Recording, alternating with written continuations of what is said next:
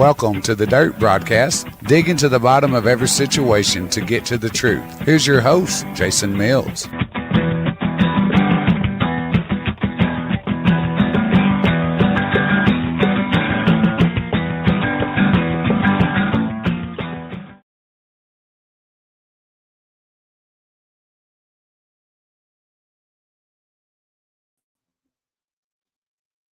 Hello, folks. How is everybody out there today? Give everybody just a couple minutes to join the podcast here, and we'll get started. Got a lot to cover today. We'll do it as quickly as possible. I know people got lots to do with the wonderful weather we're having and all that kind of stuff. Spring is sprung and all those good things. So,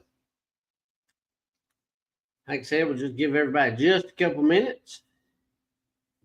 And we'll jump right in. Got like I said, a whole list of things to cover and commentary and all those types of things. We appreciate you joining us here today. Remember to like us, share us, and comment. Ask any questions you might have at any time. And we'll be more than happy to try to answer those as best we can. Excuse me. Also, you can follow us on Facebook, watch the podcast on Facebook. You can watch it on YouTube under the Dirt Podcast. And you can also follow us on Rumble under the Dirt Podcast UC. So feel free to watch on any platform that you so choose. We appreciate each and every one of you. I know my numbers continue to climb as on each one of those. So we greatly appreciate it. And I've seen a lot of folks on YouTube, and I've seen a lot of folks on Rumble, as well as Facebook is, of course, the most popular page to watch the podcast on. So we greatly appreciate it. And again, we'll just give everybody just another few minutes to join us and all that kind of good thing. We do appreciate you joining us here live on the Dirt Podcast. I am your host, Jason Mills, and we appreciate you joining us here each and every Tuesday night at 8 p.m. Again, lots of things to cover tonight. As most of you know, there was county commission meeting last night, so we'll go over as much of that as we possibly can, and we won't talk about everything that happened last night or at the commission meeting, but we will talk about quite a bit of it. So just bear with us. Like I said, remember to like, share, comment. We appreciate it.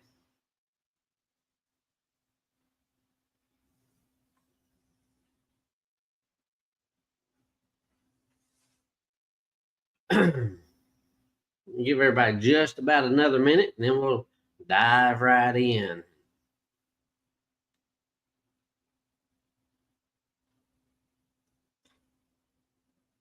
My yummy Dr. Pepper there.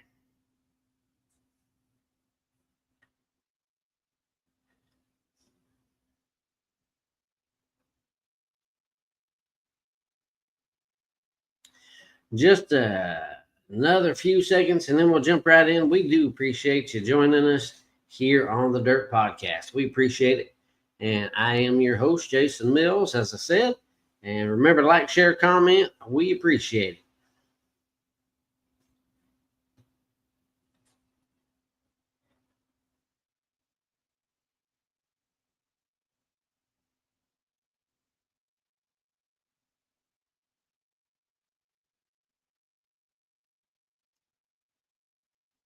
And trying to pull this up here.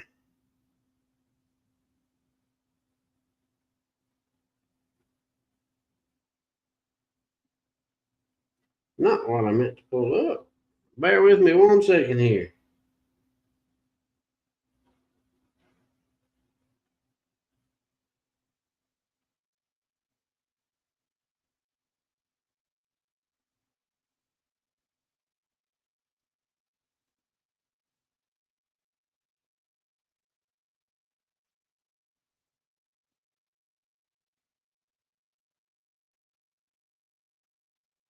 All right, let's jump right on in here and Again, remember to follow us and like us and share us out. We appreciate it. You can join us on Facebook, on YouTube, and on Rumble. Rumble is the Dirt Podcast UC. The other two is just the Dirt Podcast. We appreciate you joining us tonight.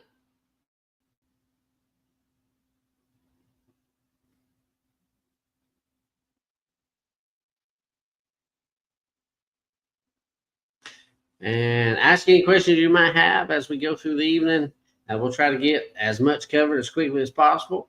We do appreciate each and every one of you. Thank you for joining us tonight on this edition of the Dirt Podcast. If you haven't attended any meetings lately, you need to. There's a lot of things going on in Union County that's happening each and every meeting that a lot of folks don't know about because it's not advertised a whole lot, and they like to sneak some things in on you. Anyways, I'm just stalling so a couple more people get on you. Anyways, we'll go ahead and get started. Remember to like, share, comment. We appreciate it. Let me turn this volume down, otherwise we're going to hear all the notifications going on. We do appreciate you joining us. I am your host, Jason Mills. Remember, like, share, comment. We appreciate it. One more time, I'll tell you where you can follow me.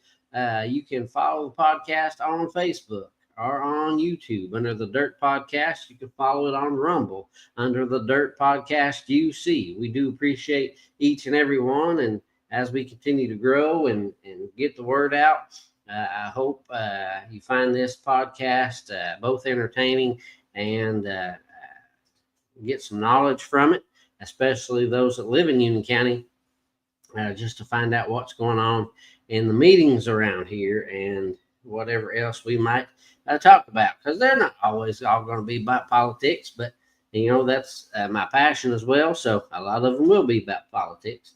But anywho, well, let's jump right into the county commission meeting. As some of you know, there was a county commission meeting last night. Hope you at least watched it. Hope a lot of you start attending those meetings because it's very important. Folks, if we don't attend these meetings, we're just going to get further and further behind as far as our own liberty and life and just things that are just going to be continued shoved down our throat and all those kinds of things. So anyway, so as we start county commission meeting last night, one of the things that they covered was the 911 dispatchers and Mayor Bailey and that kind of thing are submitting a resolution to the state to acknowledge the 911 dispatchers and workers that answer your emergency calls when you call 911 as first responders. And so we'll have to see what the state does with that. But that did pass for Union County to send to the state and request that they do that. Some of the other things that happened in the county commission meeting last night is we learned that still yet the boards and committees, which are staffed or whatever the word is that you want to say, are appointed by the mayor. And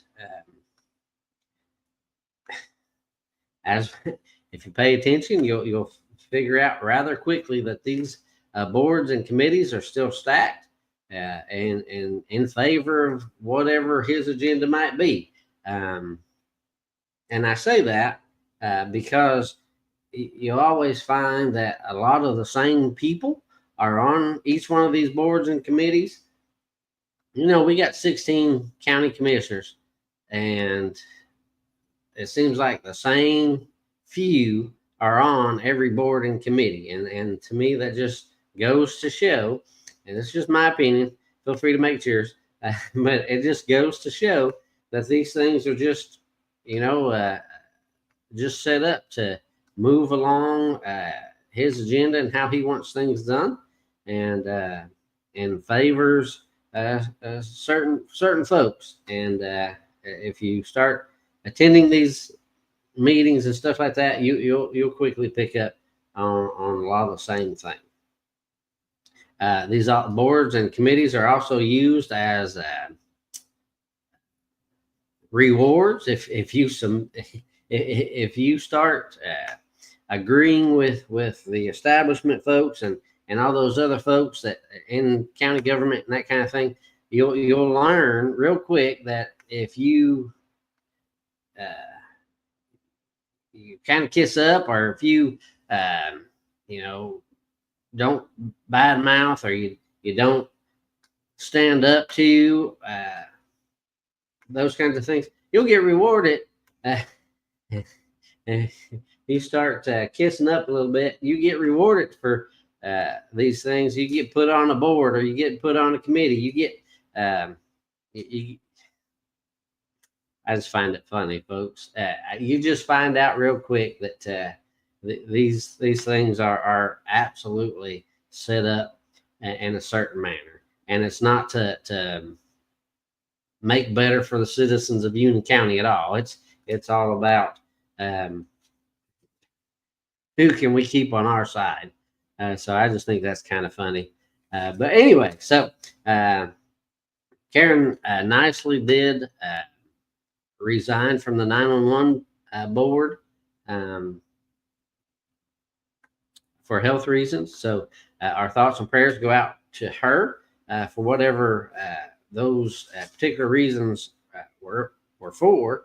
I've known Jackie and Karen for a long time, even back before I was a bondsman and that kind of thing. So, our thoughts and prayers are always with them folks all the time.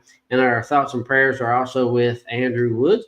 If you haven't heard yet, he's been diagnosed with cancer. So our thoughts and prayers go out to him. And, he's a great guy, and I've known him for quite a long time, and he's always been there and been helpful in whatever capacity he was showing up, whether it was the sheriff's department, whether fire department, or just being a friend. He showed up quite often. So we do appreciate him and send our prayers and our thoughts and that kind of thing. And we just pray that God will send down his healing touch and just take care of him and that kind of thing. So continue to remember him. So another thing that I found interesting, because the county likes to talk about lawsuits and liability and all these kinds of things that the county loves to throw around, especially when they're talking about the constables. They always want to say that the constables are a huge liability and we're going to have lawsuits and blah, blah, blah. Well, last night at the county commission meeting, we found out that, there could be a possible lawsuit on the county that has nothing to do with the constables. And it actually pertains to the county attorney, David Myers, and the health department of all places. And so, long story short, is apparently where they're doing the construction there at the health department in Union County, they've dug out some dirt and that kind of thing, and have basically stopped David Myers from accessing his property. He owns 20-ish plus or minus acres up there behind the health department, and the construction company that's doing the work for the health department has dug out some dirt and has caused David Myers not to be able to access his property back there. And because David Myers is the county attorney, he had to, of course, he sent the mayor several letters about this problem. He requested the work to be stopped up there. And he, of course, can't represent the county in this situation, but he can, just let them know that they're going to have to hire another attorney. if this can't be worked out in some other form or fashion. So what's the details? Okay, well, the Department of Health there, if you've gone down Maryville Highway across the Food City there, you notice that they've been doing some construction back there behind the health department to do parking lot improvements and some different things inside the building and some other things. So the problem is, according to David Myers, there's and the county, the health department only has the right of way to up to from Maryville Highway up to the health department about 300 feet. So that takes you up to about where the parking lot is for the current health department, that kind of thing. So with the construction that they're doing there, they have removed about 55 feet of dirt from David Myers' property. Well, that's a big problem because now you're taking property, you're taking dirt, you're taking property off of somebody else that you don't own. And so whoever, there's apparently conflicting plot maps and the whole thing that's going to have to be worked out between attorneys and all this kind of thing. But so they took the dirt off of David Myers' property and placed it into the property next to the health department and that kind of thing, which basically left David Myers' property without access because the grade is too steep. If they were to build a road there or whatever, it would not be legal as far as building standards go because it would be too steep. And so that's one of David Myers' problems. And he's asked them to stop moving his dirt away from his property. And apparently they have continued. They stopped for a while and then they started up again and that kind of thing. Mayor Bailey is worried about the state grant, but the health department stated that that grant has been extended till 2026. One of the other sticky situations about it is that the city of Maynardville has approved all the work. So they've got the details, they've got the maps, they got all the permits, everything like that they need to do to build this thing from the city of Maynardville. And the city of Maynardville had approved it already. And so that's another issue. So I know, like I said, there's two different plot maps. So there's two different ways of thinking. And the attorneys or court or whoever's going to have to figure out who's right and who's wrong. And then we'll have to see. But so now the county's got to hire an attorney because they can't use David Myers because David Myers will be the plaintiff and are the one being done wrong in this scenario. And so, David Myers has every right to protect his property. And so, and so there has been, it was stated that there is possible lawsuit going to happen over it because, like I said, they've already removed about 55 feet of David Myers' property or David Myers' dirt from his property.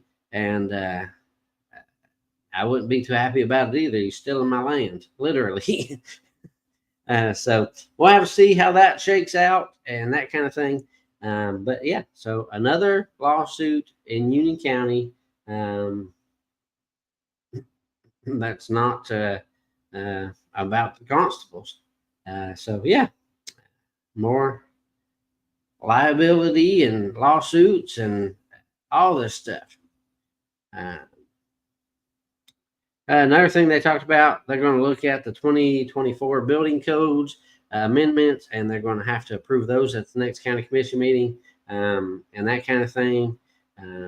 Not a big deal, I don't suppose.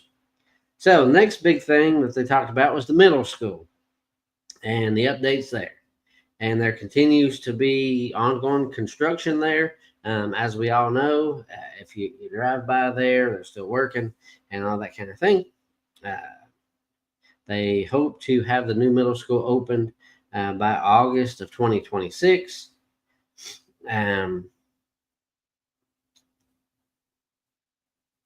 it was asked, and if you remember, if you follow me through my podcast and that kind of thing, even from a year ago or whenever this new middle school construction stuff first started, we talked about, and I told you that they didn't have enough money. They didn't have enough money at the time to build the new ball fields. They didn't have enough money, even though they were in the plans.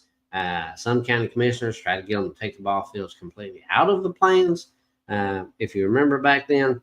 But so what did we learn? Well, we learned not that the school system for the new middle school is not only $1.5 million short on doing the ball fields, but Mr. Clay said that they are actually more than $1.5 million short on the ball field construction and that kind of thing because too much rock. They found too much rock that they didn't know about, and it's caused problems. And then we had the cave problems and all these other problems. So now here we are again, going to be over budget. We're already over budget, 1.5 plus million dollars.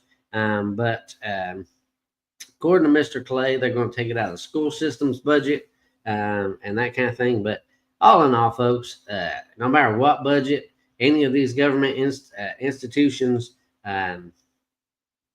get their money from, bottom line is it comes from us taxpayers. It's taxpayer money, whether it comes from federal government, whether it comes local government, our state government. It's all our tax money. That's how governments get their money. It's from our taxes. So either way, it's just another $1.5 million more of our tax money that they're going to have to use.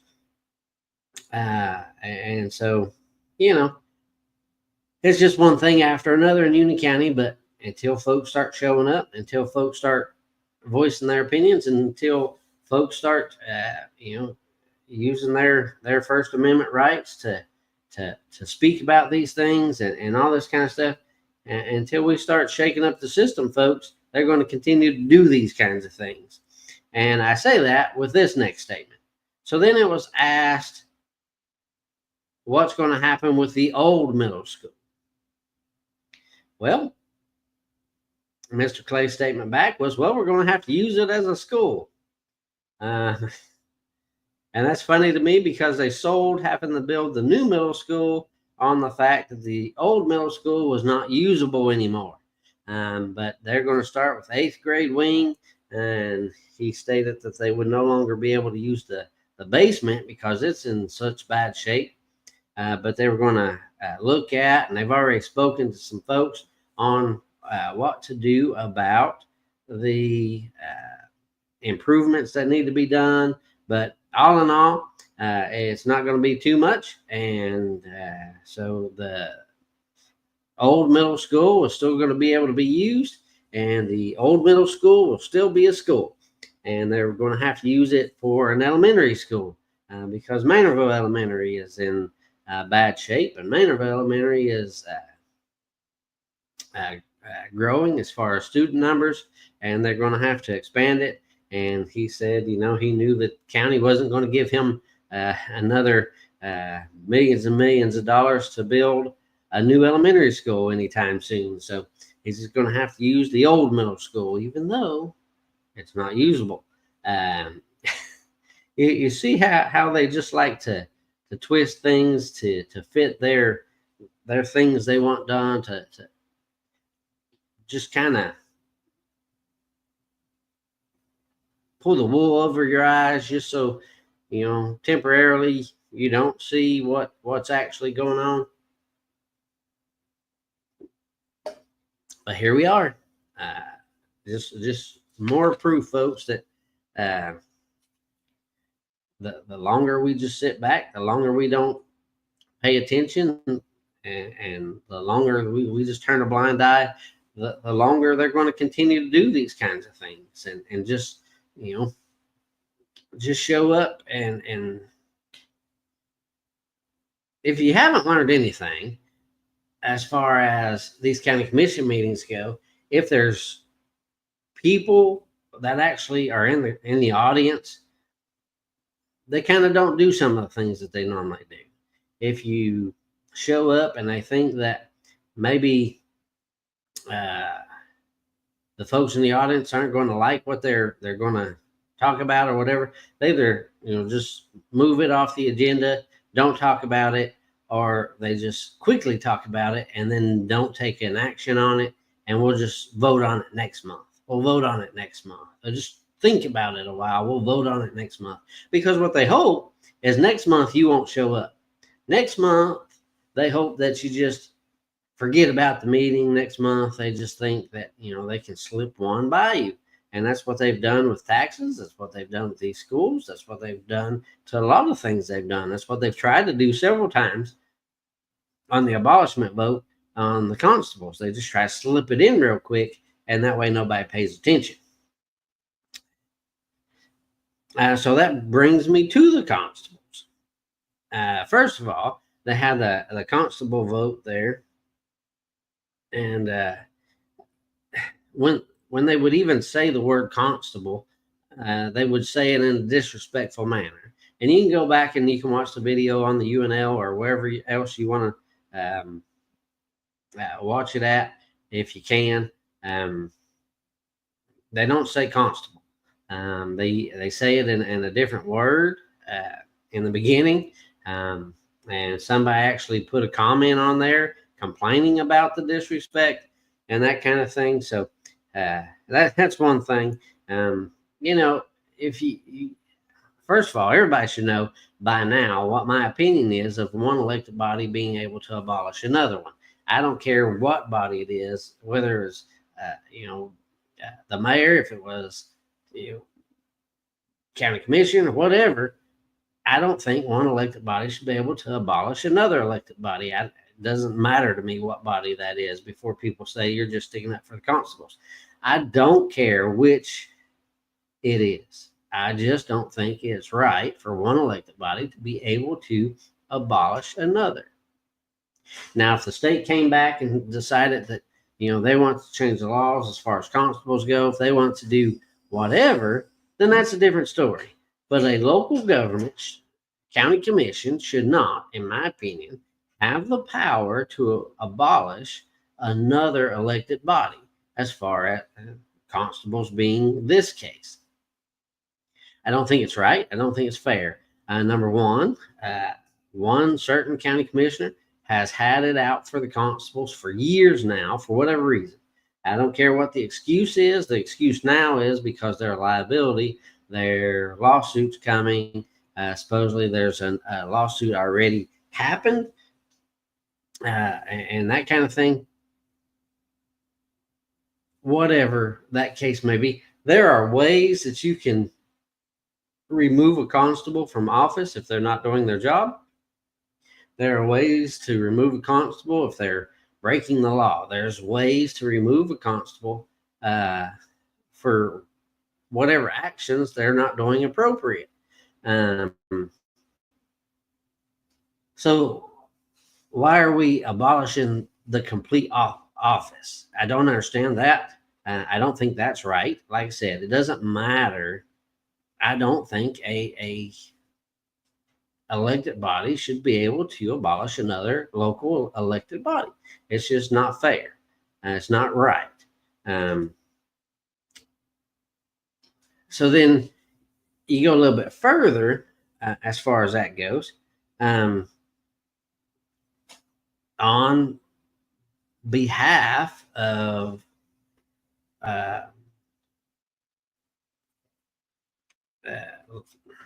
some of the county commissioners, they actually asked the Tennessee Constable Association for more information about the constables and things that the laws that have been changed, the laws that are being worked on changing, all these kinds of things and asked for more information. So the Tennessee Constable Association actually scheduled a meeting last Thursday, a workshop, if you want to call it that, or whatever you want to call it. They actually scheduled a meeting for these county commissioners to come to get more education, to learn more about what the constables are to do, not do, what the laws are, and all these kinds of things.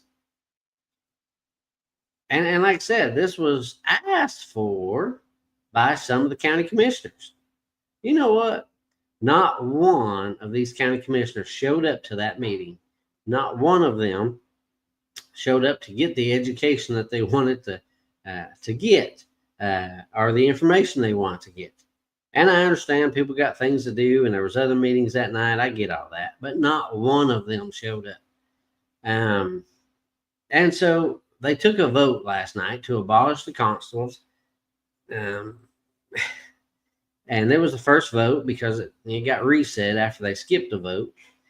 So it was the first vote to abolish the constables. It did pass. All county commissioners voted to remove the constables. And so now next month they'll have to take the second vote. And if it passes the second vote, then after this term, there will no longer be constables in Union County. And that's a much needed office. If you ask me, a lot of folks, especially over in the Speedwell area, it's the only law enforcement that they have. And there's apparently, it seems to me, like a vendetta against a certain constable. And let's play devil's advocate here, okay? Let's say this constable did not get in that situation where the unfortunate lives got lost on the bridge and that kind of thing. Let's say it wasn't a constable. Let's say it was a deputy that got involved in that. It would still be the same liability. It will still be the same lawsuits, just to a different agency. But you know what? Union County doesn't cover the constables under their insurance. Union County does cover the sheriff's department under their insurance. And so it got stated last night that the lawsuit over that wreck on the bridge involving a constable did happen, and that the county attorney's not taking the case. They're just going to let the insurance company handle it. Well, isn't that what you have insurance for? And so if it was a deputy that got involved and ended up in that accident, or involved in that accident, of course, the constable wasn't a vehicle in that accident or anything like that.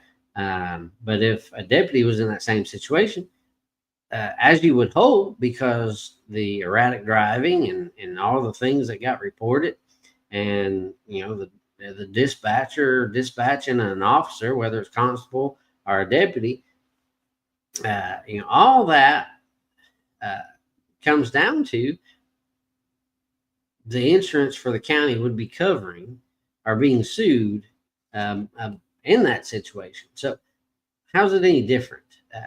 I'd love for somebody to explain that to me. And some people say, well, the constables don't have as much training and all these kinds of things. Okay, well, let's say the constable wasn't there. Then it would be a deputy that would have got involved in that, and then you would have had probably the same outcome, or maybe worse, or maybe not. Nobody knows. It's just a what-if game. But the point is, they like to use that to tarnish the constable's name. They like to make it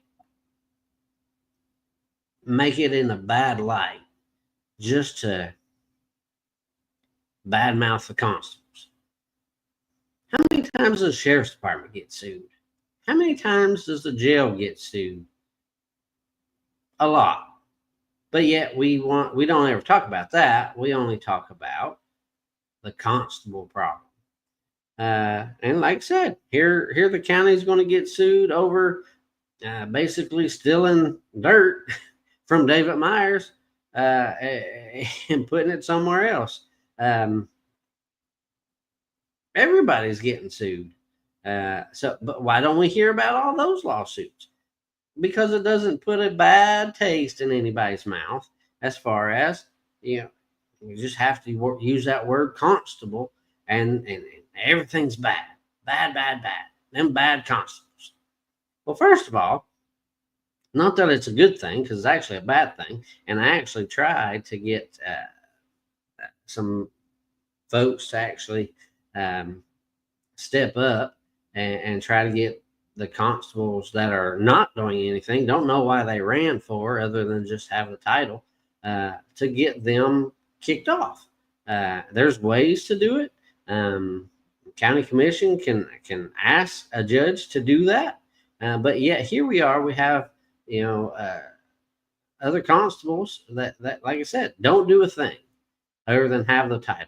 Why run for something if you don't have intentions of living up to your duties? Number one.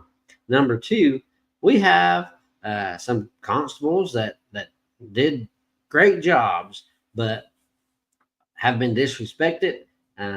We've had one move into another state for a job or what have you, and so he's no longer here, so he can't do his job, which he was doing.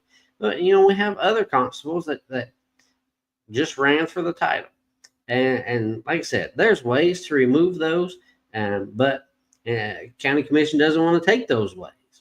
They'd rather abolish them. They'd rather tarnish the constable name just because, and paint them in that light. And I don't think that's right either. And I don't care if whatever position it was, if it was the sheriff, it was another county commissioner, if it was whoever, if it was the road superintendent, I would have the same conversation.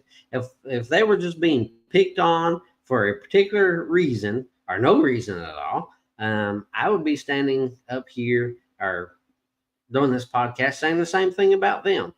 I think what is fair. And in a previous podcast, after the last county commission meeting, I told you that I asked the commissioner that's leading up the charge to abolish these constables, is it right for the sheriff's department or the sheriff to do bad things and not get anything said to him or done to him? Is it right for county commission to do things wrong and not have anything done to them? No, it's not. So why are we just singling out and picking on the county or the constables? And I can't ever get an answer for that. It's not a popular question. The only answer I did get was no, it's not fair, and everybody should be treated the exact same. Well, my point exactly. If you say that, if you believe in that, then why don't we do that? But like I said, it's not. It doesn't meet what the agenda is for whatever reason for certain folks.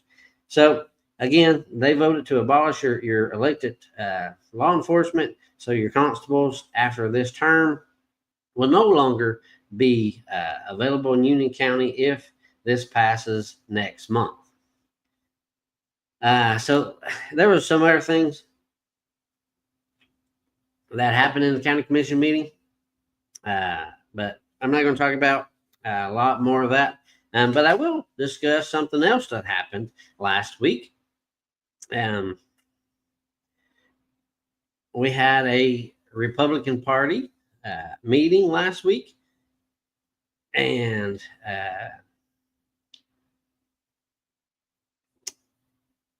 I wish a lot more of you folks participated in that kind of thing. But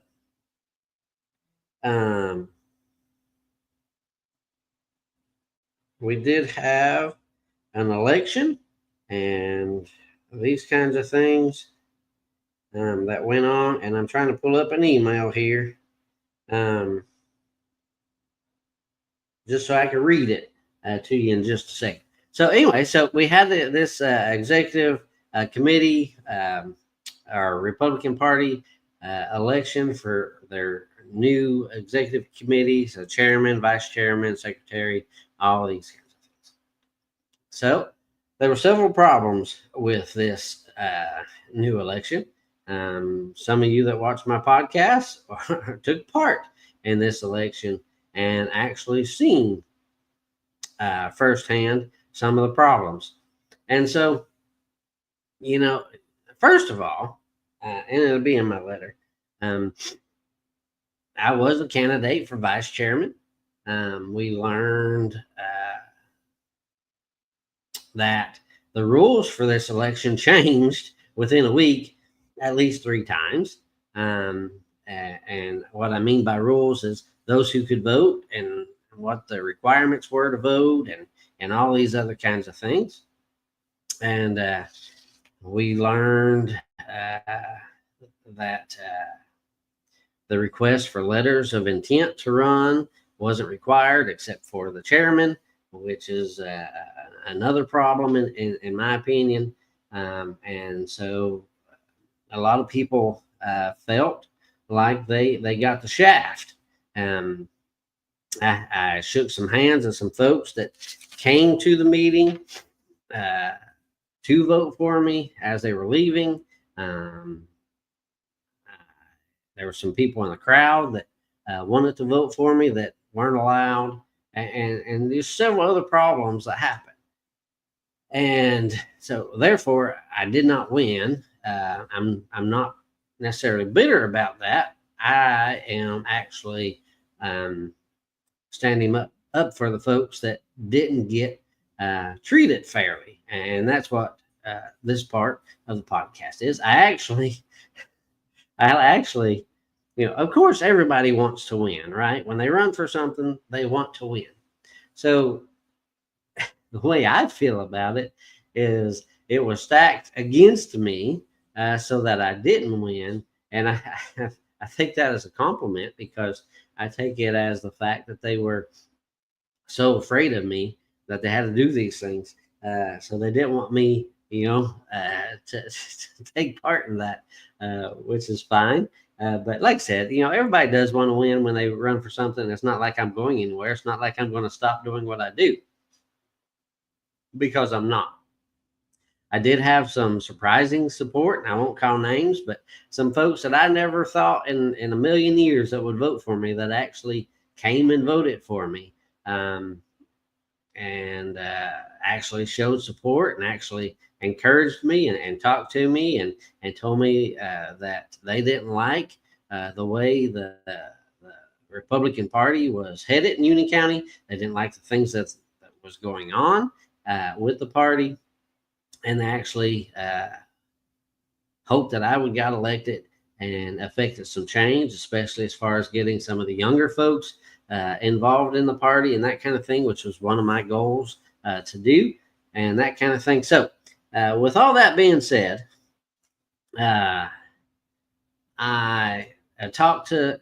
called and thanked a lot of people that voted for me, right? Or at least wanted to try to vote for me. And during those phone conversations, I was surprised at the number of folks that were told they couldn't vote for me.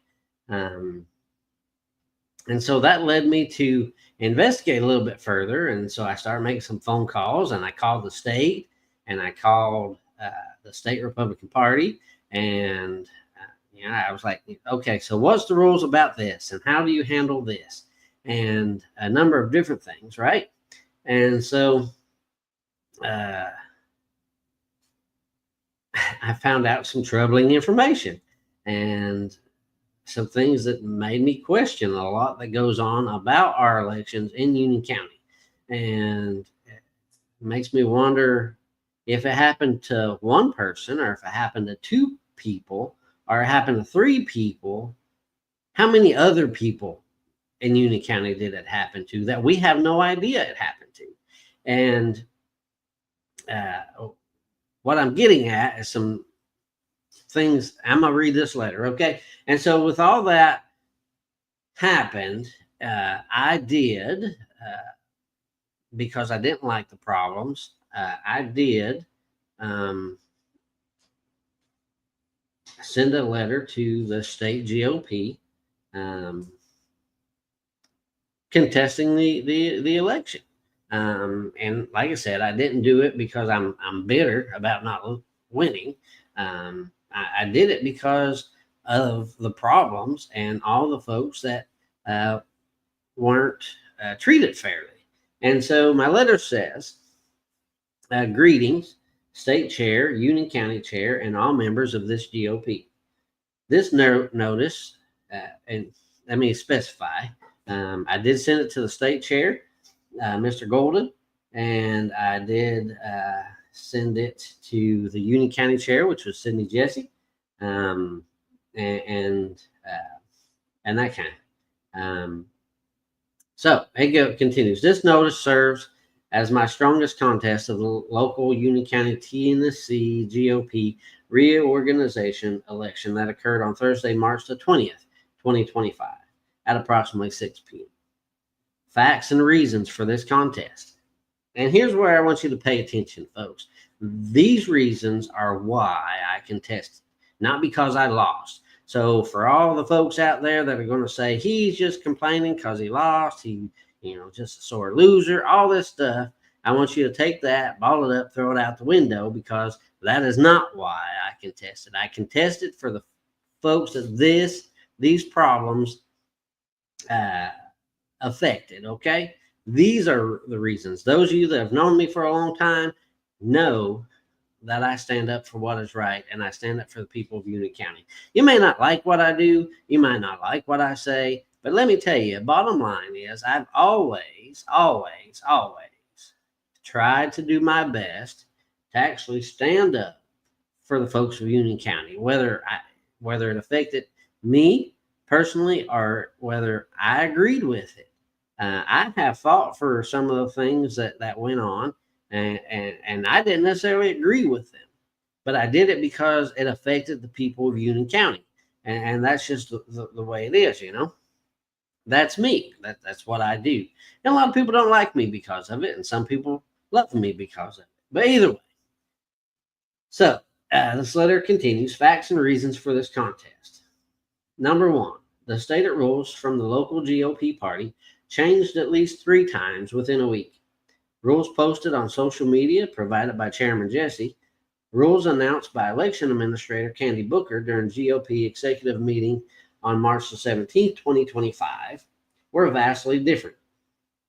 Rules confirmed by a meeting with myself and Candy Booker on March the 19th, and then different set of rules put forth on the actual voting day, at the actual voting time. All these changes caused confusion, discouragement, discord, and disadvantages to the people that wanted to participate.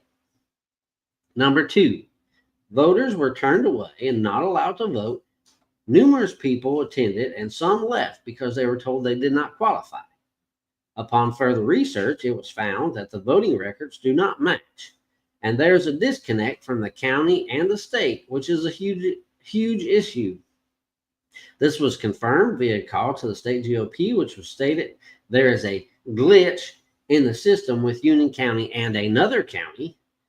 This is also unfair to the voting citizens, no matter what party affiliation. And I'm going to stop right there just for a second. Again, if there's a problem with the voting records being the same from the local government to the county government or state government, that's a huge issue.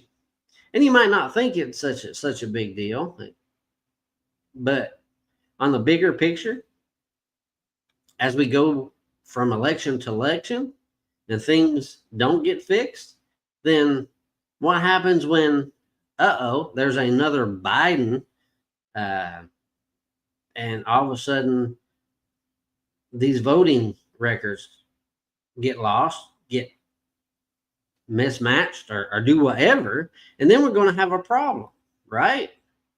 So now folks that should have been elected aren't elected anymore because they're missing and what have you. Okay. And that's a huge issue, folks. And if you remember back in 22, the election, August 22, there was all kinds of problems, right? The machines went down for hours. There was no paper ballots available. There was no voter registration books. If you remember, all those things happened. There was an extension cord, so some of the machines couldn't be used. I mean, there's a whole list of things that happened in 22, right? So number 3, It says, in a meeting on March the 17th, Candy said on election day, if there was a discrepancy, she would go to her office to verify. Several people asked for this process to happen on election day, and it was denied. In fact, for example, 2 voters, a married couple, and voting for over 40 years, never missing a single vote, were told there was no record of them voting in 22 or 24 using Union County records. Upon checking with the state, which I did myself, it was found that in fact there is records of them voting in 2022, but still yet not a vote in 2024 in either of the 2 elections of each year, because there was 2 elections in 24, there was 2 elections in 22. They voted, according to the state, they voted in both elections in 22, but no record in 24. According to Union County, there was no record of this couple voting in 22 or 24.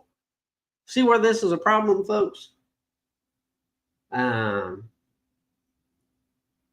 I said, how can this be? This is a huge, serious issue. How can we be missing votes or at least records of voting? Maybe the ballots are still there somewhere, but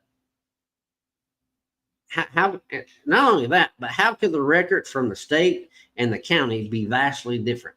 They should be exactly the same. If you voted, you voted. If you didn't, you didn't. They should be exactly the same. It shouldn't be the state saying, oh yeah, they voted in this year and these 2 elections, and the county said, no, we don't have a record of them voting in that election at all. It's not right, folks, and it makes you wonder, and makes you wonder if it's happened to these 2 folks, this couple. Who else has it happened to? That's my issue. That's why I have an issue with this. And that should open your eyes, folks. There's something wrong. I went on and I said, as a candidate for vice chairman, I requested to inspect the ballots. During my inspection, I observed no less than 5 ballots with the same handwriting, same spelling mistakes, and the same letter of the candidate's first name scratched through and changed from a C to a K. This is questionable in itself as to the legitimacy of some votes. Comment, the whole county is a problem. I was born and raised in a county, and the county is a joke. I see a lot of that. Number 5, it is my opinion no one that is over an election via self or close relative should be allowed to nominate any candidate as to avoid any favoritism to a candidate or appearance of such. In this case, the election administrator, Candy Booker, her daughter nominated a candidate for vice chair, which was my opponent. I was the only one that had somebody running against. And why is that such a big deal? Well, here's why. It's because in the original set of rules, we were told that we had to submit letters, right? And so, in my opinion, well, it's number 6. It was stated that anyone wanting to run for an office had to produce and send in a letter of intent stating the office they are running for, address, and phone number, no matter which position, by March the 13th, 2025. It is my opinion that this was done with malicious intent and to get what I heard at the election, to get a leg up on anyone that certain people didn't want in power. Wanted to be sure that they could do all they could to defeat any unwanted potential candidates. It's unethical, unjust, and downright shameful. If you're that afraid of somebody that actually is going to stand up, and I don't care if it's me, if it's anybody else, that's actually going to stand up for the folks of Union County and not stand up for the tax and spend folks, and that's not going to stand up for the establishment folks, that's actually going to be for the people like I try to be. Am I perfect? No, not at all. Nobody's perfect if you ask me. But when it comes to stuff like this, like the elections, like taxes, and the bullying at schools, and all the things that I've stood up for, that y'all know I've stood up for. The news interviews, the speeches, everything that I've tried to do to stand up for this county, not myself. Y'all should know by now that's who I am, and that's who I try to be. Like I said, everybody's not going to like me. Everybody's not going to like what I say. We're not going to agree 100% of the time. I know that. But if you know me as a person that's going to stand up for what I believe is right, then no matter what I'm standing up for, you should be able to say, yeah, I don't agree with him, but he's standing up for what he thinks is right. And that's all I ask. I don't ask for you to agree with me. And in fact, many times I have actually said, don't believe what I say. Go find out for yourself. Go investigate for yourself. Go look into things for yourself. And then tell me that I'm right. Or if I'm wrong, tell me I'm wrong. I don't have a problem with that either. But at least do the effort, right? I go out here and I look at documents, and I make these phone calls, or I go to these meetings, and I do whatever to be as informed as I possibly can. And then I relay that information to you all. Not because nobody pays me for this. This actually costs me money to do, right? I don't do it for the glory of it. I do it because it's my way of serving my community. It's my way of serving the people of Union County where I live. This podcast, in fact, I'm not complaining or anything like that, because I love doing them. This podcast cost me, just to do this, what I'm doing right now, each Tuesday night at 8:00 when I come on, cost me $20, right? Nobody pays that. It comes out of my pocket, and I'm not complaining about it. I'm just saying, to do this cost me. And then to go to these meetings and everything else I do in my time and my whatever, I do it because I love it. I do it because I love Union County, and I love trying to stand up for what I think is right. And I love getting the word out there to you all. So don't think for a minute that I'm just sitting behind the screen, just running my mouth, and it's not affecting me. I mean, I could easily spend the money somewhere else or do whatever and not even worry about these podcasts. But I do it because, like I said, it's what I feel like I can do to serve this community. So then I continued. These are just some of the issues in Union County, Tennessee. I pray for whatever relief you see fit. And then I said, thank you so much for your time and attention, my name, address, and all that kind of stuff.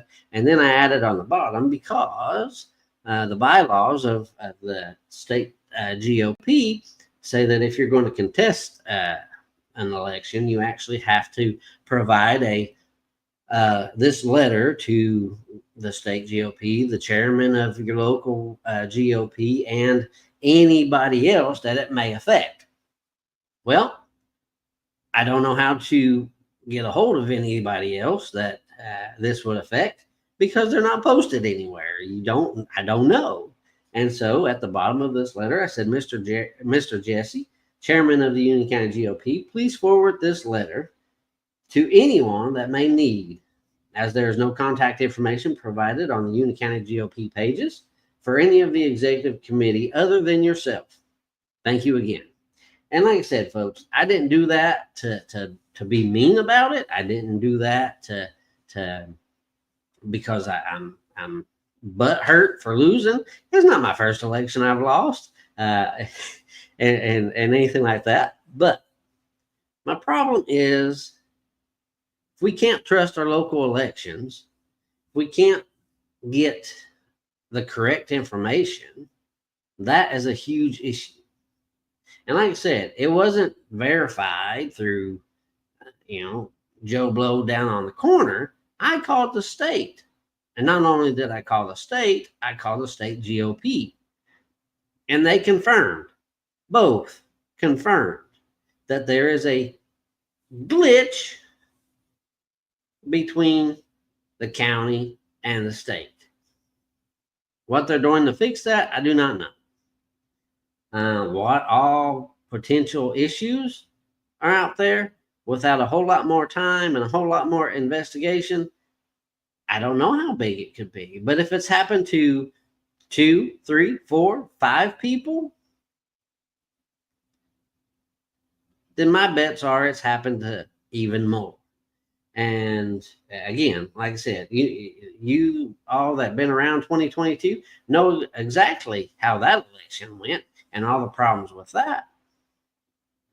And so we have to, and I encourage you to check your voter record. I don't care if you're a Republican, if you're Democrat, if you're independent, whatever you may be. Check your voting record. Call Candy's office. Check your record. Make sure it's correct. If you know, matter of fact, people say, well, these people may have just forgot and they didn't really vote. Well, this particular couple, I know voted in 22 because that was the election I ran for county commission in. And they actually showed up with me, and they actually showed up down at the courthouse for reading of the results. So I know they voted then. And in 24, this young lady wasn't allowed to vote because she had a shirt on that said, "I'm voting for the felon." And so obviously we know that happened, after 22 and that kind of thing. And so in order to vote, she actually had to roll her shirt up and put it in her bra, tuck it in her bra. That's how she voted in 24. And that's how she knows that she voted in 24. So I don't understand why there's no records of her voting in 2024 or her husband that went with her. And so there's a lot more proof out there that these folks did vote and that kind of thing. So I encourage you, like I said, whether you're Democrat, Independent, Republican, Conservative, whatever you want to title yourself as, I encourage you to check your voting record. Make sure they are correct. And not only that, if we're having this many problems with our elections, if we're having like 22 machines went down and all this other stuff. If we're having this many problems and we're still having these kinds of problems, maybe the person that's running these elections, maybe they might need to be looked at being replaced or something. I don't know what the answer is. All I am saying that it needs to be corrected. It needs to be corrected quickly. And we need to be able to trust our elections. We need to be able to say when we go to the polls that our vote actually is being counted, number one, that our vote is as meaningful as it should be.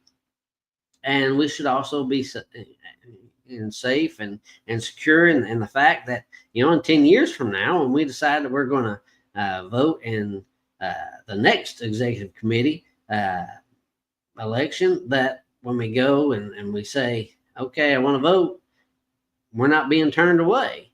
Now, we had other people turned away like I said, I had people shaking my door as I was shaking my hand as I was coming in the door, and they were leaving. I'm like, hey, where are you going? And they were told they couldn't vote. And as a matter of fact, Leslie, she was with me and she was trying to vote, and we go vote same time. We go together and we go vote. She wasn't even allowed to vote. They said that she didn't qualify. And so it's just stuff like that. It doesn't make any sense. If I qualified, she should have qualified. So it's just stuff like that. It's just crazy. So anyways, that's a huge problem. So one more time, I encourage you to check your voting record. If you call Candy and say, okay, I know I voted and for 10 years, every election, and she can't verify that, then we need to do some more digging. And so if you do call and you do find out that your records are different, I encourage you, after you make that phone call, to call a state and see what they have. And if you want, feel free to message me or email me I'd be glad, after you find out one way or another, I'd be glad to do some more digging for you. Just give me some time and whatever, or you can do it yourself. It's perfectly fine. But I did, like I said, I got permission from a few folks to dig into, and that's what I found out. And so it's pretty scary thoughts, folks. And I'm not saying that their ballots didn't necessarily count, but the records right now don't match. So what's that mean? I'm not sure. I'm not sure if their vote counted or not. So I do encourage you. You can fill out an open record request if you feel like it, and even get your ballots. They're public record, and you go through your ballots. Of course, you're probably going to be charged for it, because every time it seems like I've done an open records request, I get $1,000 bill. But you're more than welcome, and you can actually request to see any open records request. You can actually request to actually visually see the record that you're requesting, and there's supposed to be no charge for that. So you could even do that if you wanted to. But all in all, that's my advice to you folks. Pretty disturbing information, and that kind of thing. So anyways, folks, I've kept you probably long enough, so I will say goodnight. If anybody's got any more questions or anything like that, feel free to type them out there or whatever. I'll give you just another minute to do that. And if not, I'll just say goodnight.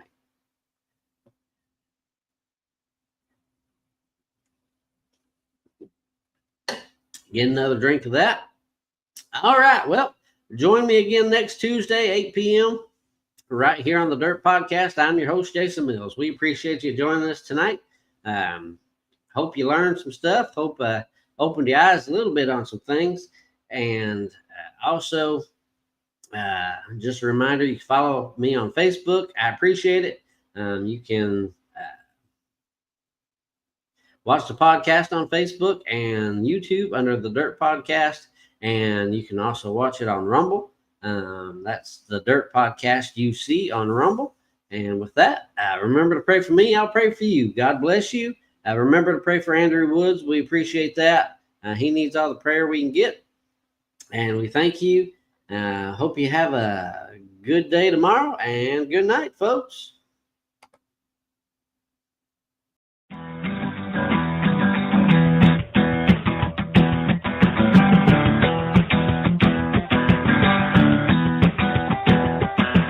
You just heard The Dirt, digging to the bottom of every situation to get the truth with your host, Jason Mills. Tune in next week at the same time for another Dirt broadcast.